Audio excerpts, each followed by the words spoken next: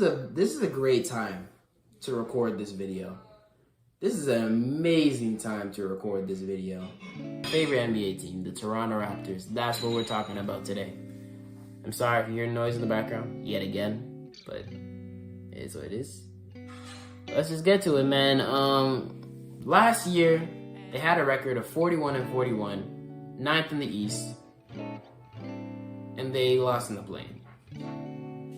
My projected record for them this year is 34-48, 12th in the East. But that is subject to change because there was a report that came out today saying that Toronto is viewed as the front runners in the Dame sweepstakes. And you know what? I might as well start the video talking about this because it's especially been going on in the past few days. I might as well. I could post this video and then 2 hours later, Dame gets traded.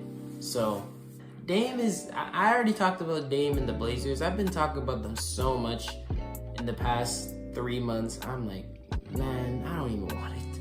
But I might as well. Since the Raptors are the main team in talks right now, because the Heat pretty much it seems like gave up, then I think I have to. If Dame hypothetically does come to Toronto, it'll be a great move for Toronto, of course. You get Dame, and your point guard position is looking weak. I mean, there was the idea of running point Scotty, but I don't know how well that would work. And if you're trading for Dame, first of all, on the Raptors side, what are you going to give up?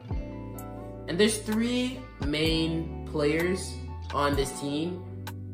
One of them would have to go. And I know it's probably going to be one of the top 2 because when you look at the 3 most valuable players on this team right now, you have Pascal Siakam, Scotty Barnes, and OG Anunoby. Pascal Siakam is known to be an all-star, all-NBA caliber player. He's amazing. What else do I have to say? Scotty Barnes, number 4 overall pick, rookie of the year, has a bunch of potential, could be amazing. We'll see what happens. His playmaking and defense stuff, like he's good. It's Scotty Barnes. And then OG Anunoby. Especially just last year, a lot of stock went up on OG Anunoby, and he's become one of the greatest 3-and-D players in the league. And he has asked the Toronto Raptors he said he expects to get more opportunity on the offensive side of the ball, or he wants to get more opportunity on the offensive side of the ball. So those are the 3 guys. And of course, when you look at 2 of them, you look at one of them. One of them is a lot less valuable than the other 2. OG, when I look at Pascal and Scotty's value and compared to OG's value, because Pascal's an All-NBA player, Scotty Barnes is a rising star. OG's a good 3-and-D player, but I don't know if he's enough to get Dame. Dame is a top 15 player in the NBA. OG Anunoby is not enough to trade for Dame. So, the way I see it, the only way you'd pull off an OG trade,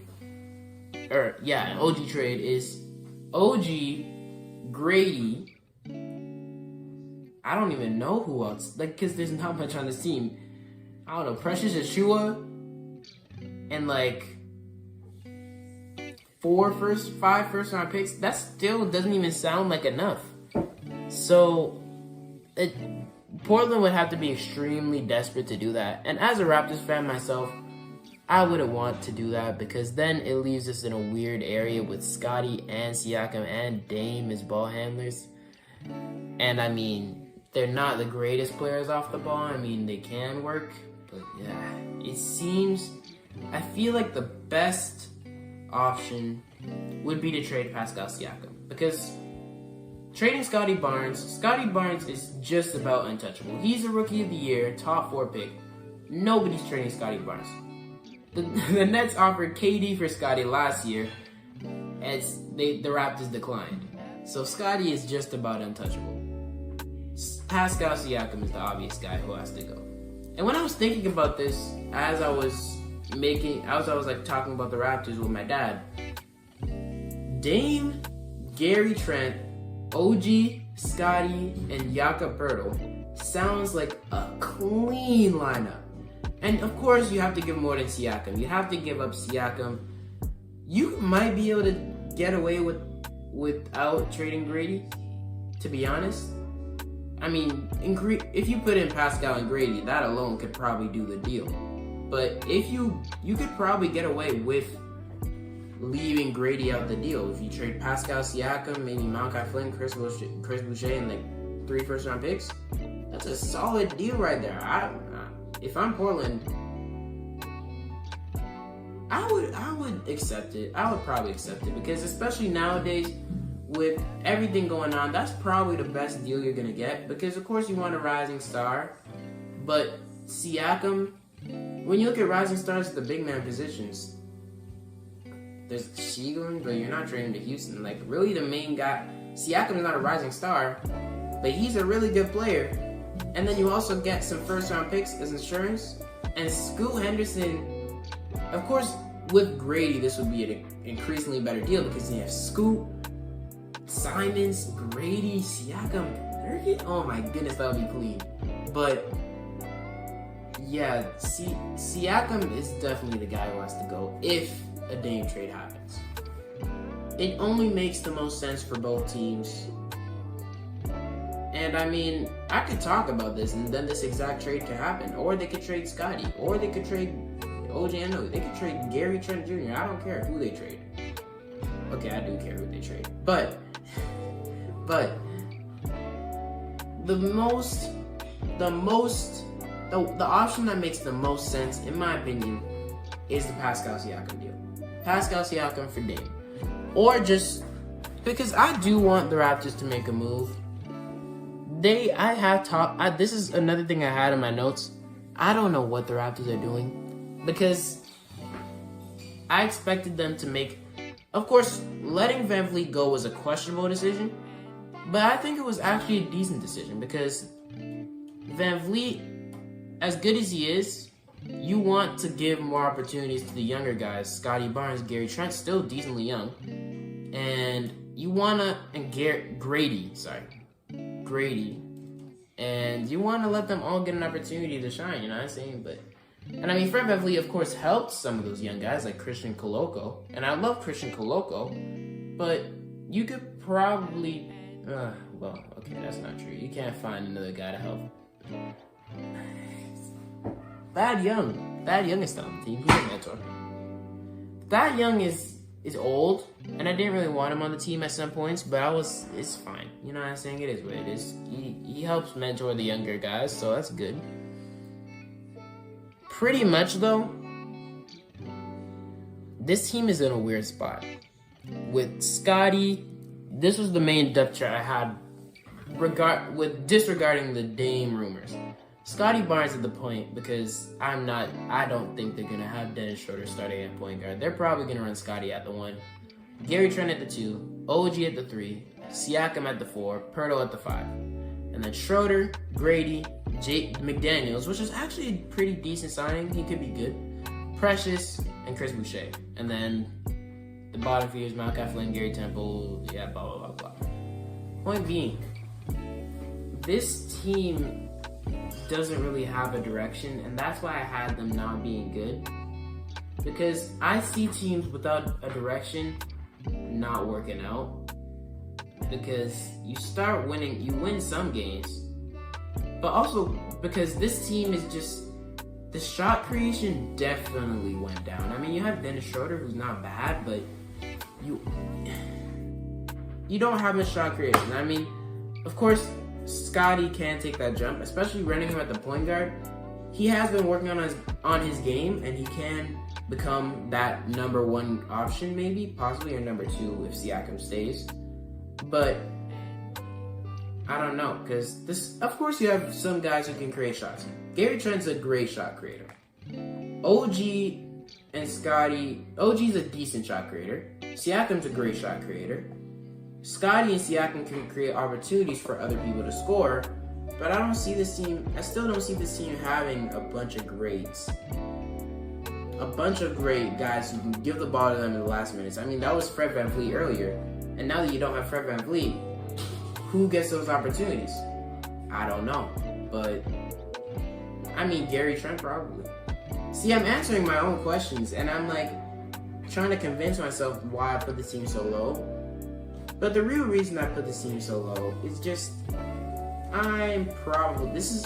this might be a case of what people call reverse bias or something like that, where NBA fans rank their team a lot lower because they're a fan of the team. So it's like reverse bias. And I mean, I think one of the main reasons that I had them so low is because last year their biggest thing was their shooting, and they traded away or lost their best shooter in free agency and signed Dan Schroeder, who's not bad. But then they did draft Grady. But yeah, that's about it. They didn't really increase their shooting that much. And I mean, they don't have bad shooters, but they don't have snipers. They have Grady, but that's it. So we'll see what happens. I am, of course, excited to see Scottie and Grady and how they work together, because Grady's a great off-ball player. And if Scottie has the ball in his hands a lot more, those two can work together amazingly. But we'll see, of course. The Raptors are always going to have that same defensive identity that they've had for the past maybe like 5 years now. Ever since they got Kawhi, that's when that defensive identity came in, because they got Kawhi, they got Ibaka, they got Gasol. They got a bunch of guys who could play defensively. And then after that, even Kyle Lowry's a great defender. VanVleet's a great defender. Siakam's a great defender. Who else was there? OG's a great defender. You got other guys on this team Jakob Poeltl's a great defender. This team keeps looking for amazing defenders. Even Gary Trent's a really good defender. So this team's always going to have that defensive identity, and I like that about them, but you also need scoring. And when I look at the scoring of this team, compared to the other teams in the league, I mean, I keep saying when you look at it, that's like one of the things I've been saying so much in this whole series, I guess. When you look at the team that won the championship, the Nuggets, they won a championship, and their star player, Nikola Jokic, not a good defender. Jamal Murray, their second star, not a great defender, not especially bad, but not a great defender. They just had some pretty good defenders all around, but really their best asset was their offense. There was an unstoppable offense. And of course, defense is important, but you look at the past few teams that have been winning, offense, the Warriors had an unstoppable offense really because of Steph Curry. And I'm not saying that defense should be discredited. I'm saying that you can't solely focus on defense and expect to win games, because it's great that you're stopping them from scoring, but you also got to score too. So that's where I am with the Raptors. Are they going to score as much as the other teams are scoring? Are they going to be that great offensive team? And that really goes on Scottie Barnes, it goes on Pascal, and it goes on OG.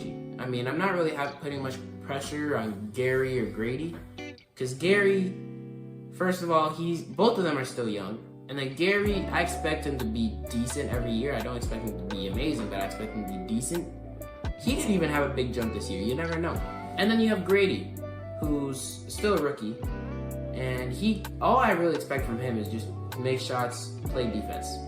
Because that's what he did in college. He was a great off-ball mover. He made his shots, got to the basket, and played defense. So, yeah, that's really all I have to talk about with the Raptors. And looking at my notes, one problem I did have with this team was there's a lot of bigs. They don't really have that many young, actual guards. And I mean, looking at the new era of basketball that I've been talking about, with small ball versus big ball, small ball was a thing a few years ago, but now teams are implementing bigger teams with bigger point guards, bigger shooting guards, bigger everything. And I mean, you can see teams with somewhat smaller, positionless type stuff, with Jalen Williams being 6'5" and playing power forward, Lou Dort 6'4" playing the small forward. But then on that team, you also got Josh Giddey, who's 6'7", and Shea, who's 6'5", 6'6". So positionless basketball can work, but it really depends on the cast that you have, because Shai Gilgeous is a top 10 player, top 15 player in the league right now. Josh Giddey is an amazing rising star. And then you even have Chet Holmgren come into that, who's a really tall dude, and he has potential to be amazing. But when I look at this team, of course you have Siakam, who's really good. You have Scotty, who's really good. You have OG, who's really good. But I don't know if they can really fit into that small ball, into that positionless type basketball, especially with Van Vliet being gone. I mean, Van Vliet was the only real guard on your team, and you replace him with Dennis Schroeder, who's not as good as Van Vliet. So there are, of course, a lot of questions when it comes to this team in this upcoming season. If I had to re-rank them, because I put them at 12, 34 wins, I might increase the win total a little bit purely just because of Scotty possibly doing better, Gary possibly doing better. Like, this team is good. It's just, I don't know how good they are. And I am also high on a lot of the teams coming into this season, so that could be a reason I rank them lower, along with the Bulls. The Bulls, I'm actually standing by that because they have stars who are getting older.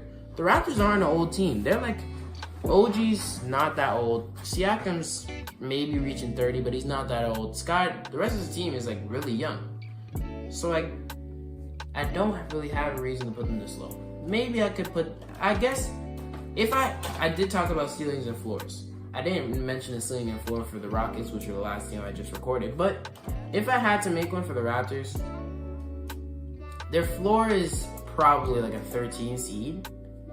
But their ceiling, I'd say legit a solid 6 seed. A solid 6 or 7. Around there. Because they can be really good. It's just I don't know if they're going to be really good. So that's where I'm at with the Raptors right now. That's about all I have to say. If you enjoyed, please like. I talked about Dame for like a solid 7 minutes, so y'all got enough of that. If you enjoyed, don't forget to like. Hopefully this is the last time. It won't be the last time because I still have to record the Heat video. So we'll see what happens with Dame. Hopefully he gets traded soon because I just want this all to be over. If you enjoyed, don't forget to like, subscribe, share, kind of all the tips, tricks, topics you have me to talk about on the channel. Thanks for watching. That'll be it for me today. See you guys next time. I'm out.